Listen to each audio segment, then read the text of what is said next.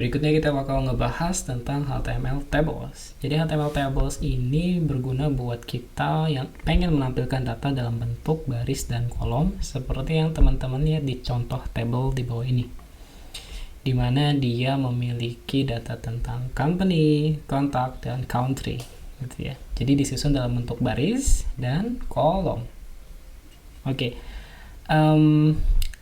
Tagnya sederhana, dia cuma perlu minta kita untuk mendefine table, lalu di dalamnya kan ada elemen baris dan kolom tuh, dan setiap baris itu diwakilkan oleh tag tr, dan setiap kolomnya diwakilkan oleh tag td. Tapi ada satu tag th yang khusus digunakan untuk mendefine kolom atau data yang sifatnya itu sebagai header.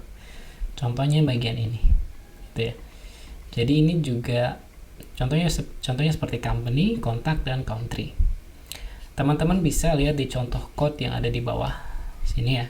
Coba kita try.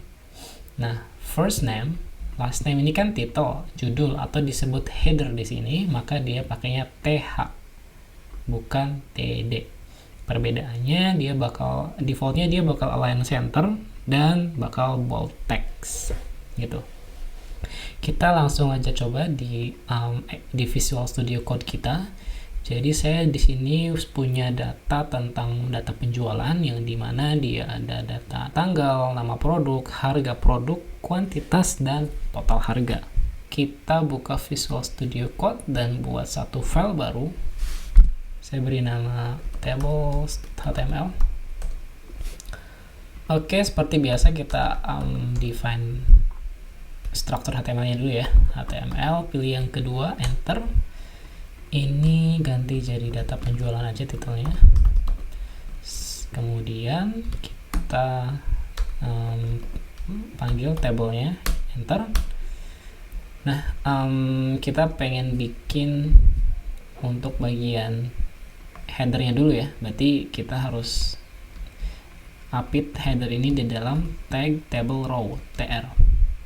tr, enter, terus di dalamnya kita bakal buat 5th. Kenapa 5th?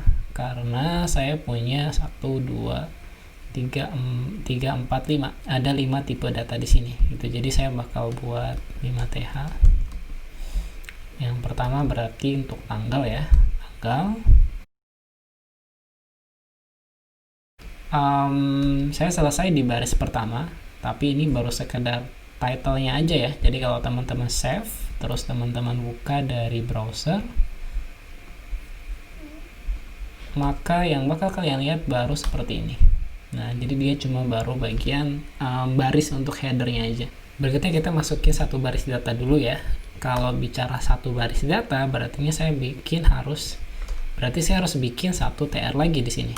Nah, apakah pakai th? Enggak, karena kita bukan bicara tentang bagian title atau headernya lagi, tapi sudah bicara tentang bagian data dari data penjualan yang pengen kita tampilkan gitu ya. Berarti sama, ada 5td juga. Saya copy aja. Oke, tanggal ini berarti harus saya isi dengan tanggal juga, which is Senin 25 November. Nama produk, buku tulis. Kenapa saya tahu nama produk yang harus ada di sini? Karena urutan yang kedua adalah nama produk. Nah, jadi ini harus sesuai ya, teman-teman. Oke, saya coba save, lalu saya coba refresh, dan hasilnya seperti ini. Yeay! Belum begitu kelihatan, baru terlihat jelas mana yang data kolom, mana yang data header ya. Nah, saya pengen nambahin 3 data lagi supaya lebih terlihat tabelnya.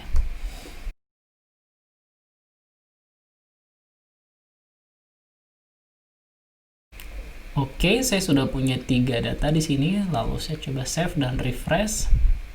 Yap, ini dia hasilnya.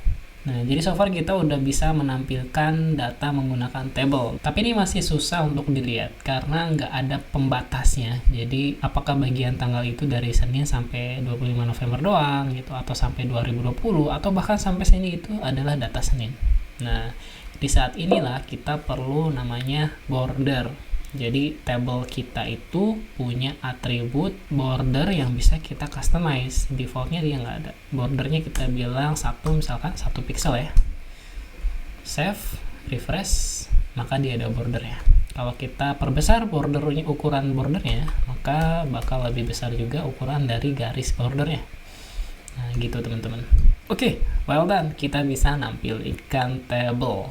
Dan saya yakin teman-teman pasti ada yang berpikir, aduh ini kok mepet banget ya, kayaknya agak kurang enak dilihat ya, bisa nggak sih dijauhin? Bisa banget. Jawabannya nanti ada di chapter CSS.